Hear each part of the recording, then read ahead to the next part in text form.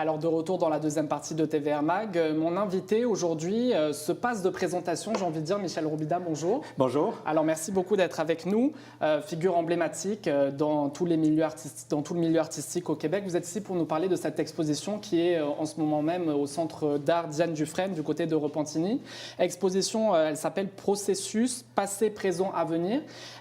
Donc ça va être jusqu'au 17 février prochain. Est-ce qu'on peut dire que cette exposition, elle retrace un petit peu le fil continu de votre vie? Est-ce que vous diriez que c'est un petit peu le fil de votre vie, justement? Oui, on peut dire que oui. C'est tous les aspects de ma carrière à partir des études en école de mode. Oui. Ensuite, mes premiers travaux dans la mode, mais au niveau des vêtements d'enfants. Et ensuite, j'ai décidé d'aller à Radio-Canada et éventuellement devenir dessinateur de costumes, oui. Ce qui fut et qui est toujours ma carrière.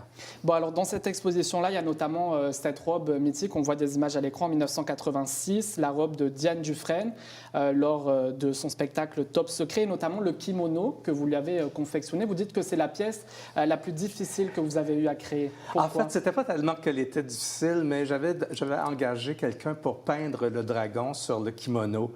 Et la personne a fait, à la dernière minute, échapper de la peinture. C'était irrécupérable. Donc, il fallait refaire un nouveau kimono et j'ai décidé de le peindre moi-même. Évidemment, il ne restait que des nuits pour faire cette peinture-là. Et c'était assez stressant parce que je savais que j'étais sans filet. Il fallait que ce soit parfait. Donc, c'est sûr qu'il représente beaucoup de choses. En fait, ma résilience, ne jamais être abattu par un événement contraire. Et aussi, on est capable, quand on est dans une situation assez critique, on est toujours capable de s'en sortir finalement. Bon, il y a également des tenues que vous avez confectionnées pour l'animatrice Julie Snyder dans son émission Le Banquet à TVA. Dites-nous quelques mots sur ces tenues-là que vous lui avez confectionnées. C'était avec Julie, c'était un plaisir. Oui, vraiment. Déjà au départ, on a toujours, mais on travaillait plus souvent ensemble. Beaucoup d'affinités. C'était un peu comme ma fille, Julie. Notre relation était un peu comme ça. C'était des tenues extravagantes, quand même. C'était ça. Puis elle avait cette énergie-là parce qu'il faut quand même, on peut être excentrique et dessiner des choses incroyables. Mais si personne ne les porte, c'est sûr que c'est perdu d'avance. Donc, j'avais la chance de rencontrer Julie qui avait exactement la même énergie, mais dans l'animation, dans le plaisir de porter des costumes fous. Et on a collaboré jusqu'à récemment avec le banquier, les costumes spéciaux d'Halloween, tout ça. Alors, j'avais vraiment quelqu'un... Et on a vécu ensemble à Paris, dans le même appartement, quand elle a fait son spectacle. Il y a également une robe Tour Eiffel que j'ai confectionnée. On va avoir une image. Avec des feux d'artifice à l'intérieur. Et l'illumination de la Tour Eiffel venait d'être faite. Donc, on a reproduit la même illumination dans la robe. Alors, elle me permettait d'aller loin d'elle. Oui. Et puis, comment ne pas aborder également les robes de Céline Dion que vous lui avez faites? Notamment, c'était en 1988, lors de sa participation à l'Eurovision. Justement, on a retrouvé quelques images d'archives de Céline Dion à l'Eurovision. On regarde.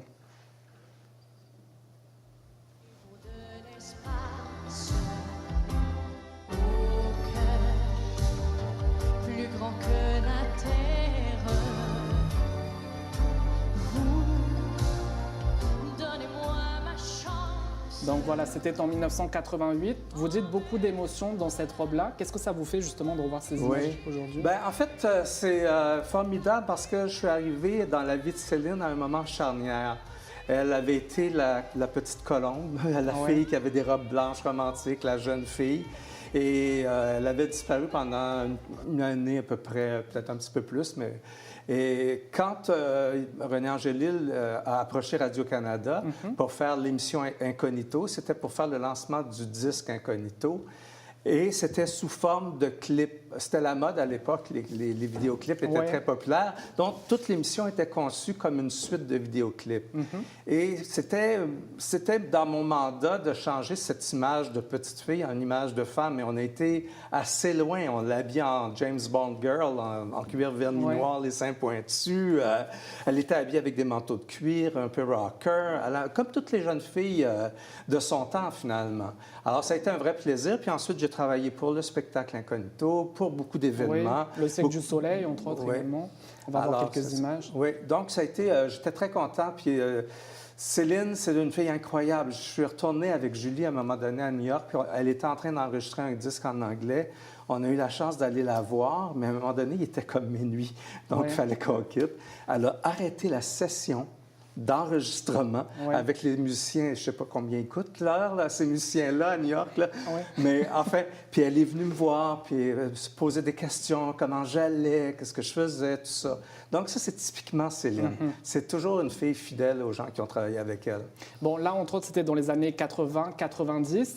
Qu'est-ce qui a changé dans la mode de ces années-là, 80, 90 à aujourd'hui? Je pense je pense que dans ces années-là, la mode était presque une dictature, dans le sens que si les filles n'avaient pas les cheveux super crêpés, si on ne portait pas tout ce qui était à la mode, on était tout de suite un peu comme au banc de la société. Pour les jeunes, j'entends pas pour les gens plus âgés.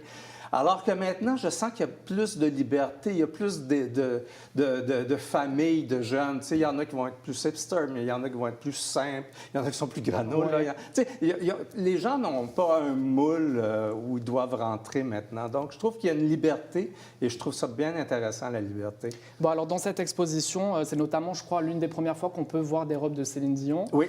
Et vous proposez également des photographies, des croquis de vos créations, des archives personnelles. Donc, pourquoi vous les mettez à la disposition du public aujourd'hui? C'est pour ça que ça s'appelle processus, d'une part.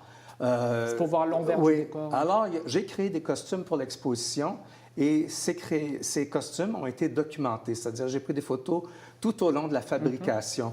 Parce que, par expérience, quand je fais mes costumes avec mes amis Facebook, je mets des photos au fur et à mesure. Et souvent, les gens vont dire « Ah, c'est le fun de voir d'où ça vient, comment ça a été fait. » Et c'était ça qui était important pour moi dans le processus. Et toutes les maquettes de costumes, parce qu'un costume, ça commence par une maquette. Souvent, on va la présenter au metteur en scène, au réalisateur. Les premiers gestes sont rarement les maquettes définitives. Ça va être un travail de discussion pour trouver une image. Donc, je pense que les gens aiment beaucoup l'envers du décor. Tout le travail de préparation, ça intéresse les gens. Et vous avez créé également des costumes spécifiquement pour cette exposition. Exactement, oui, c'est ça. Et c'est ces costumes qui sont documentés, plus d'autres costumes que j'ai faits pour le Cirque du Soleil qu'on avait amplement documentés. Donc, on voyait tout le processus de fabrication d'un costume, dont un qui est dans les airs, là, qui flotte, qui est orangé, là. On voit tout le bâti là, pour arriver à créer des volumes, que ce soit léger. Alors justement, en terminant, vous, depuis 2011, vous êtes plutôt dans la peinture, vous êtes un petit peu réorienté. Ça ne vous manque pas justement ce travail-là de faire des costumes? En fait, comme j'ai fait les costumes pour cette exposition-ci, j'y suis revenu d'une certaine façon. Et ça m'a comme un peu donné la piqûre, j'avoue. Je fais quand même des contrats, quelquefois, des contrats qui ne me demandent pas d'être trop présent à Montréal, on va dire d'une façon constante, parce que je vis à la campagne, à Saint-Gabriel-de-Brandon. Mais j'ai beaucoup d'idées, parce que quand j'ai fait cette idée de processus de créer des costumes, j'en ai dessiné beaucoup plus que j'ai pu en réaliser. Manque de temps.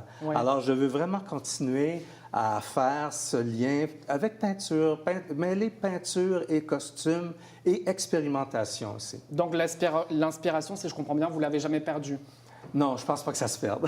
Je ne pense pas que ça se perde. Donc on rappelle, ça se tient donc au Centre d'art Diane Dufresne jusqu'au 17 février prochain. Vraiment à ne pas manquer, c'est de toute beauté. Merci beaucoup, Michel Romida, d'avoir été avec nous. Merci. Bonne journée.